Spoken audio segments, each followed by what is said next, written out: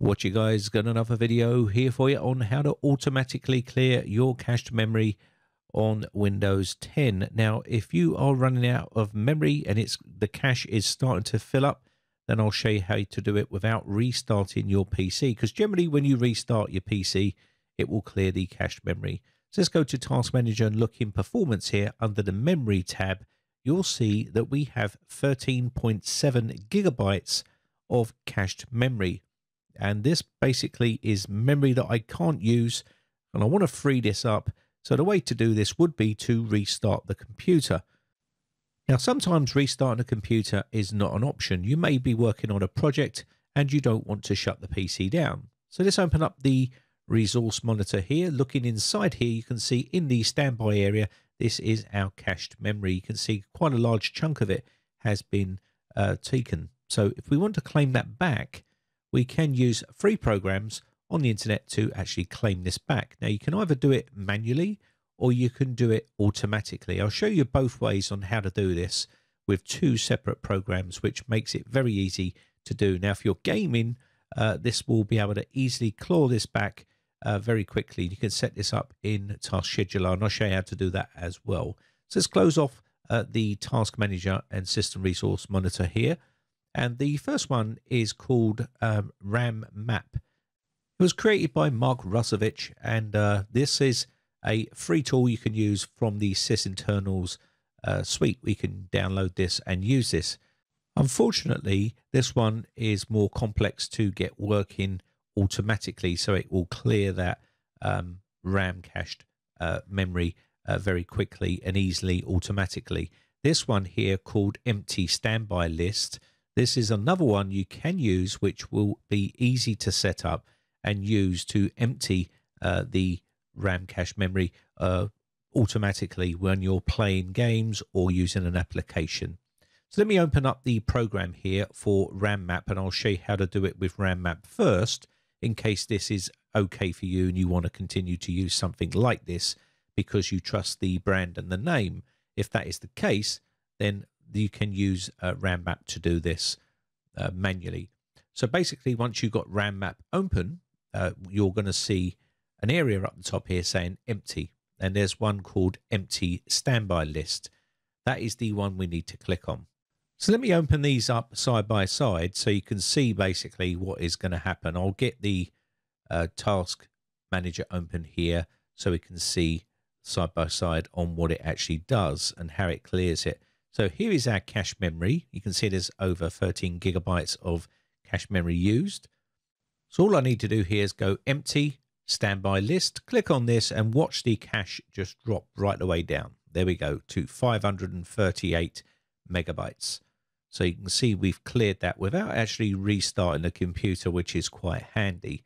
The problem with that is you're going to have to physically go in there and physically click on stuff. And we all love to automate everything and make it very easy to do. Now, again, to do that, you can use the other program, which I'll show you how to set up so it automatically clears this every 5 minutes or every hour, or how often you ever want to clear it. And I'll show you how to do that right now. So the one we're going to use for this one is the Empty Standby List. It's a free download. I'll leave the links on my website so you can download this and use it. It's safe to use. You can see the amount of downloads for this have been quite a lot. So if you want to download this and use it automatically, then I'll show you how to set it up. So I've got it into a folder here. You can see it here. It's just a simple file. And basically all we need to do here is create a folder somewhere to put this on our machine. So I'm going to cut this and put it into my C root directory here. You can call it whatever you like. You can put the file wherever you want to. I'm just going to put it inside this area because it's where I like to put things. So I'm going to put a new folder inside here. We can call this empty cache, clear cache, whatever you want to call it.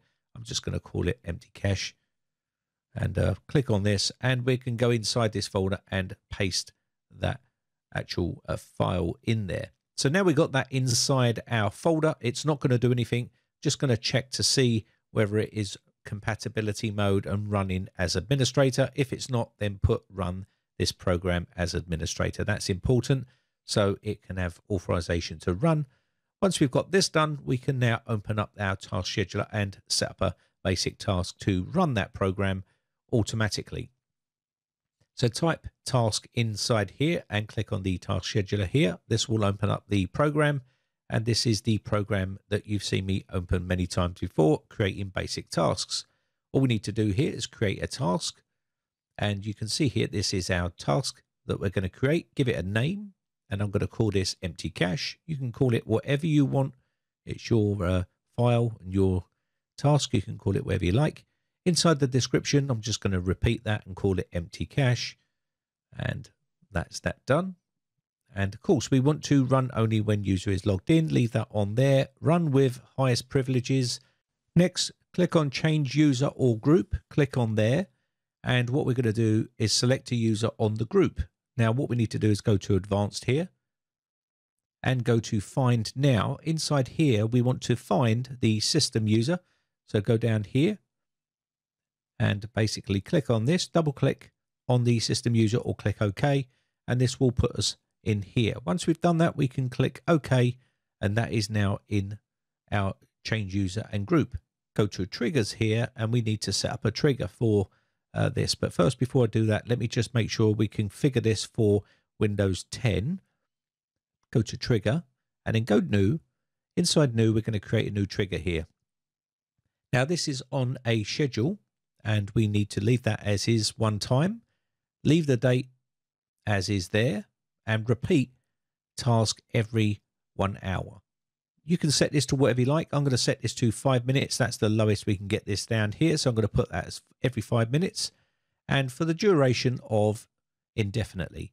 So we want this to run indefinitely every 5 minutes, and it wants to clean that cache. Make sure that is enabled, and we should be good to go there. Now this is going to be great for low memory systems and also older systems and gamers alike.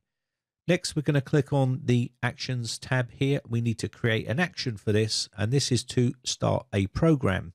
We need to browse to our file, which is in our C root directory. Yours may be in a different location, so navigate to that file. Inside empty cache folder, click on the file, click Open, and we can now click OK. And this is because we've now pointed to that program. All we need to do here is look in the conditions here. This is OK as default unless you want to change something. And this is OK here. Allow tasks to be run on demand as well. And basically all the settings should be set as is. You don't need to touch any of this stuff. They should look exactly like mine are right here. So let's click OK here. And now we have our task all set. So if we go to the task scheduler library here, you can now see there will be our task inside here. So let me just quickly find it for you. There it is there. It's all ready to run. It's status ready. Let me just stretch this out so we can see. And you will see here next runtime and also last runtime. Now I've quickly set this up so you can see it. I'm going to run this manually for now, and then I'll show you it automatically doing it. So I'm running this now, and you can see it's now cleared the cache. So it's working correctly. Now, when I shut the task scheduler down, it will automatically reset itself to show me the next runtime and the last runtime. This won't change until you shut down task scheduler and reopen it, and you'll see the time when it is next to run. This is set to run every 5 minutes and to clear that cache memory without actually restarting the PC, which is a very useful thing to do because obviously it claims back a lot of that cache memory there. So let me just shut this down and reopen it so we can see it doing it automatically. So I'm going to leave this as is. You can see last run, that was the last time the script was run. And also it will tell us when the next runtime is, which is 21:16. So we've got 21:12 here. I'm going to let that get to near 21:16. And you'll see the cache build up. Probably won't be as much as it was last time because we're clearing it every 5 minutes. And we'll let that do its thing automatically, and I'll come back when it gets to 21:16. Okay, so we've now come back and we've got 1.3 gigabytes of cached memory here, and you can see here it's due to run anytime soon now, so wait until this automatically runs on 21:16. I'll give it a bit of time here, and you'll see this number automatically change And this is because it's clearing it automatically for us every 5 minutes. So 21.16.22, we are now on 21.16, and that should change anytime soon here. And we'll just give it a bit more time here to reset automatically. So just keep an eye on the cached area here.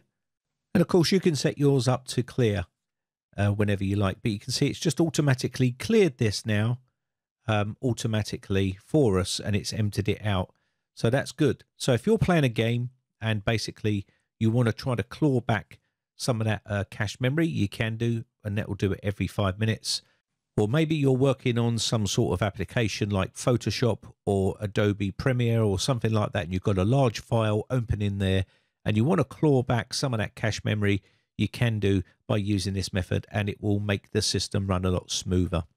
So let me quickly open up the task scheduler again. I'll shut it down and open it again. And if we look at the next runtime and last runtime, you'll see that they have been now set for the next runtime and when it was last run. It's that simple, very easy to do. Anyway, I think that's going to be about it. Hope this one helps you out, guys. My name has been Brian from briteccomputers.co.uk. A special thanks to all the people who have joined my YouTube members group. I really do appreciate it. Your name is going up on the screen right now. So thanks again for showing your support. I shall see you again for another video real soon. Thanks again for watching. Have a great weekend, and bye for now.